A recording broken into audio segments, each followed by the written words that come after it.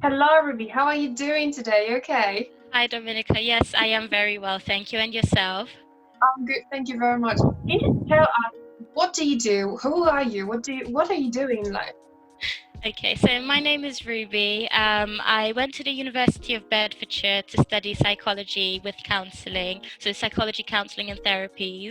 The moment I finished uni, I got a job at the Open University in Milton Keynes, where I work as a senior advisor in the student support team, supporting students with their study journeys and their learning journeys. Wow, that's incredible. So how do you find it? Do you find it like is that your passion, the career advising? Yeah, absolutely. So I do love my job. I love that I'm able to have conversations with students who maybe considered giving up on their studies at the start of their call.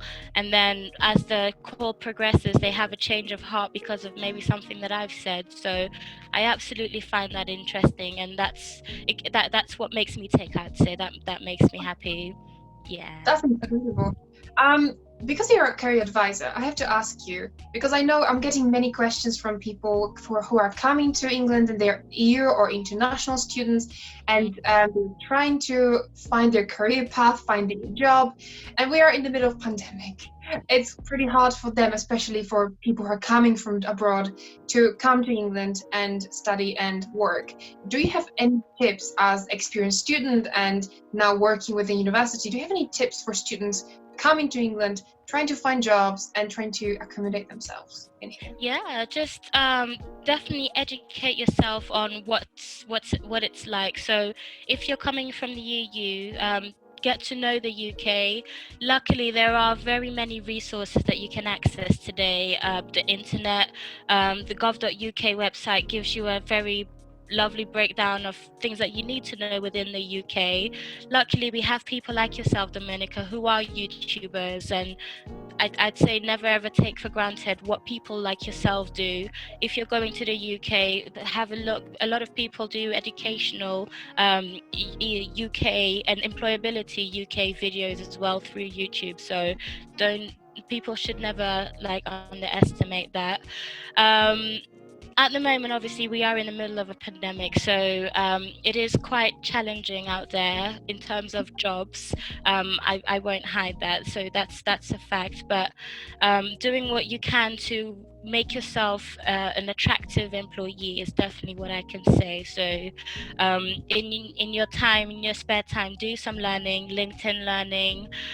The Open University actually do something really great called Open Learn, which is a website that's free of access and you can do free courses there. And yeah, it just helps to enrich your knowledge and make you hopefully a better candidate compared to some of your peers as well. I'm gonna put the links for the open line down below. I did a few of them, they were great, Yeah, and I would good. recommend anyone do them because they're free. That's basically what students want, free plus Mhm. knowledge plus developing your CV. What else can you ask for? Like that's incredible to Yeah, have to take advantage of that actually. And absolutely. that's great. Within your experience of working with students, did you notice any patterns that students are doing whilst looking for a job or creating their CV, or maybe they're doing some mistakes when it comes to preparing for interview? Did you notice any patterns that you would tell us to not do them? Yeah, absolutely. So, one of the key issues I find with students is that they feel that their degree is what will get them the job. And as Mm, much as a degree is really good and will help you to get a job, especially if you engross yourself in the subject, you also need work experience. So, if an employee is looking for someone to hire and they've got one person with a degree and work experience and another person who's just got the degree, they'll go for the person that's got the work experience as well, because work experience is a demonstration of your skills. So you could be skilled, but if you don't have the work experience to match up to your skills, it does set you back a bit. So my best advice to university students is, whilst you're studying, do make yourself employable by, for instance, volunteering. Volunteering is something that's very undermined, but it's actually such a great way to put yourself out there because, number one, it tells your future employee employer, sorry, that you are passionate about what you're going in to do. So yeah, that's one thing that I'd say. Definitely, that's a pattern I've realized, that people feel that going to uni makes you employable, but you need the work experience to back your theory, your theoretical knowledge. That's brilliant. Of course, yeah, this is the most important because education, majority of people has education at the moment. Is there any way that people can get experience during university without, let's say, you mentioned volunteering? Is there anything else that students can do? And if the university is even helping students to get the experience? Yeah, absolutely. So I know that in the UK, especially, a lot of universities have careers and employability services. So visit them if you've never had. When I was at uni, I'll be very honest, I knew that there was a careers and employability service, but I never ever utilized it. Oh, No, never ever. Maybe if I did, I might even be in a different position. Not that I'm unhappy where I am, but maybe it would have started sooner than it did, if that makes sense. Yeah. So definitely make use of the Careers and Employability Service. Having gone to Bedfordshire University, I do know that they had something really interesting called a Graduate Advancement Program. I believe that's what it was called. For sure, it was called GAP, and basically it was giving graduates of the university experience within the university to add to their CVs and make them more attractive. Yeah. So yeah, when I did a careers placement there in February, these were the type of people I was working with, people who had graduated that were working for the university for their futures. So that was quite interesting. Yeah. Yeah, I mean, I guess that answers the question, but yeah, that's exactly what that was. So it's not only you're getting experience that you're gonna put on CV, but also you're getting professional and personal development at the same time, which is even more Absolutely. valuable than getting any kind of with letters on paper. Wow, that's incredible. Yeah. I think people should look at the office and employability offices more often and see what it's available for them, because not many people are actually aware of what's going on. No. So I guess if you're listening, if you're at uni, go to your career office then. Yes, that's right. So final thoughts. Looking back at amount of people you worked with, did you, as I said, I asked you before about the patterns that someone else did wrong or something. Is there anything that, comparing all of these people together, are there any like 5 tips you would recommend you would give to people about looking for a job at the moment in the middle of pandemic? What they have to do differently, let's say, to get a job? Is there anything even? Yeah, so 5 things. Let me think. So I'd say, first of all, don't give up in your job search. It's really difficult at the moment, and some people have applied for hundreds, if not thousands, of jobs to always be rejected. So don't give up. If you keep trying, you will find something eventually. So don't give up your job search. That's the first thing I want to say.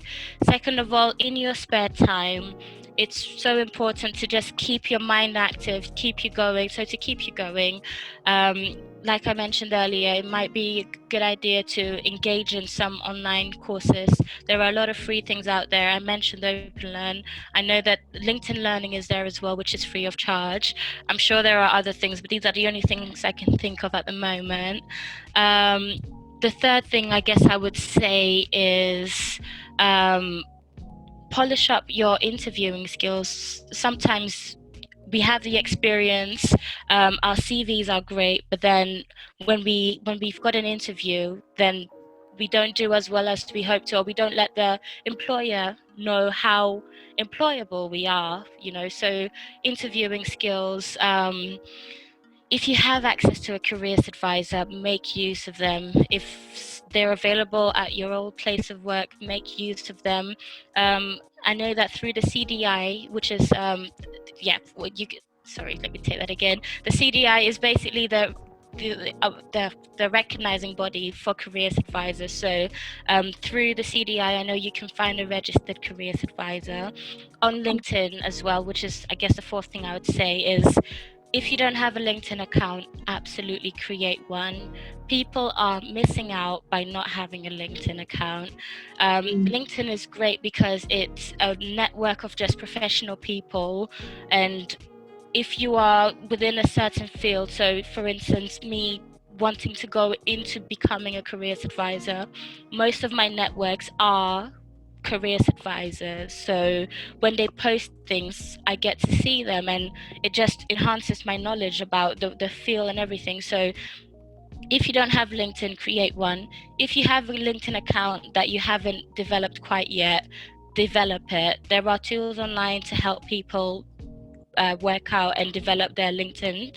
There are also people who help people, sometimes even free of charge, to set up their LinkedIn account and make it better. So take advantage of the opportunity.